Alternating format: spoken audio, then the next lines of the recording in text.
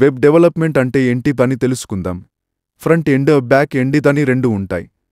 సింపుల్గా అర్థం అయ్యేలా ఉదాహరణతో చెప్తాను, అర్థం చేసుకోండి. ఫ్రంట్ ఎండ్ అంటే యూజర్కి కనిపించే ఇంటర్ఫేస్. ఉదాహరణకు ఒక మనిషిని తీసుకుందాం. ఈ కనిపించే మనిషి శరీరం అంటే ఇది అందరికి కనిపిస్తుంది. దీనిని ఫ్రంట్ ఎండ్ అని అంటారు. అలా గుర్తుపెట్టుకోండి. మరియు బ్యాక్ ఎండ్ అంటే ఏంటి, ఇక్కడ కనిపిస్తున్న మనిషి కదలాలి, మూవ్మెంట్ ఉండాలి అంటే ఒక్క ఫ్రంట్ ఎండ్ ఉంటే సరిపోదు, దానిని కదిలించేలా ఒక శక్తి ఉండాలి. అదే బ్యాక్ ఎండే. సింపుల్గా మనం ఆత్మ అని కూడా అనవచ్చు. ఆత్మ ఉంటేనే కదా మనిషి నడవగలడు, మాట్లాడగలడు. కాబట్టి ఫ్రంట్ ఎండ్, బ్యాక్ ఎండ్ రెండు వర్క్ అయితేనే మనిషిగా ఉంటుంది. మరియు బ్యాక్ ఎండ్లో డేటాబేస్ అని ఒకటి ఉంటుంది.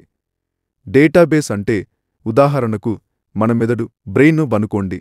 మన బ్రెయిన్లో ఎన్ని సందేశాలు అయినా గుర్తుపెట్టుకునే సామర్థ్యం దేవుడు మనకు ఇచ్చాడు కదా. అలానే డేటాబేస్ అంటే యూజర్ యొక్క డేటా, తన సమాచారం అన్నీ కూడా డేటాబేస్లో స్టోరేజ్ చేయబడతాయి.